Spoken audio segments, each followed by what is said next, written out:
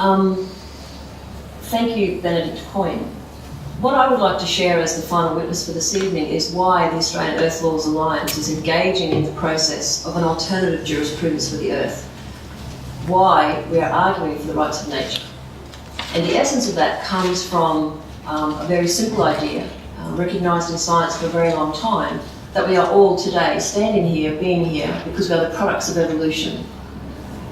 A book by Thomas Berry, who's a great inspiration for Ayla and Brian Swim, called The Universe Story, proposes that our current scientific understanding, combined with our deep innate understanding of the place that we hold in the Earth, actually should be the framework for our human governance systems. That we should no longer have legal systems that disrespect the very essence of everything that has brought us to be here today. So I just want to speak as the final witness to say that the Australian Earth Laws Alliance is engaging in the tribunal process because we believe all of life on Earth has the right to exist. It has the intrinsic right to exist, to thrive and evolve. And as a final comment, I guess I just wanted to share with you, when we gave our remarks to the International Tribunal in Ecuador in January, we presented a full briefing with assistance from our colleagues here in Australia. It had all of the technical understandings of where everything was at in terms of the current threats to the Great Barrier Reef. It included all of the various statements that we've made this evening about its size, about its contribution to the Australian economy. But what I needed to do and what I was asked to do at the Tribunal in Ecuador was actually to speak for the reef.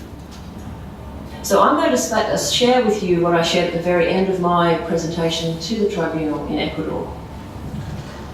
And here it is.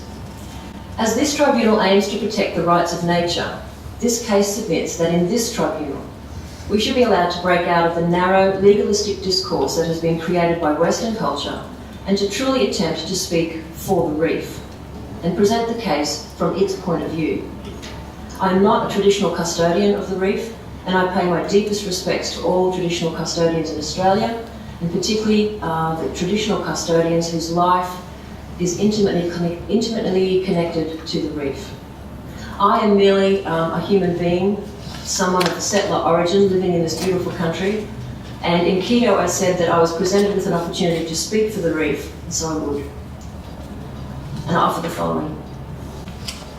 You can quantify my length and my size and the fact that I can be seen from outer space, but in my world I am a home. I am a colourful, vibrant network of connected coral villages made by the collective effort of millions of coral polyps over millions of years. Free-swimming coral babies float about until they find a place to settle, and they normally settle on the comforting skeletons of their ancestors. They have made walls and mounds and hills of coral that in turn are the home for others in the community: algae, sponges, starfish, mollusks, sea snakes. These coral homes weave in and out and around hundreds of islands. The islands themselves are homes to crabs who scuttle in the shallows, and turtles who entrust their eggs to the warm, safe, sandy beaches. But many of these coastal beaches are disappearing now.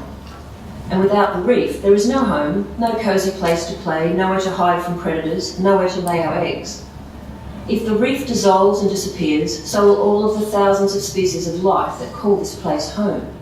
If sludge and oil and pollution causes parts of our community to disappear, there is nowhere else for the life to be supported.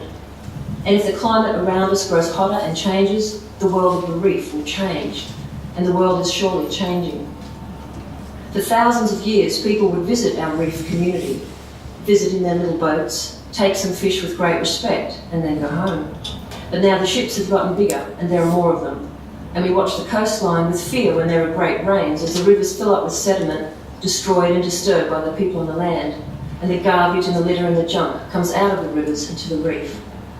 So if I was to speak for the reef, I would say that I want to live. I would like to continue the millions of years of evolutionary journey into the future. I would like to see what amazing diversity continues to evolve and to support all the other life forms, including the humans. So from speaking from the heart to the tribunal and speaking as part of the Earth Laws movement, I believe that we all have to take action to not just fight the laws as they are, but to transform them and to give much greater respect to the Earth community that we're part of. Thank you.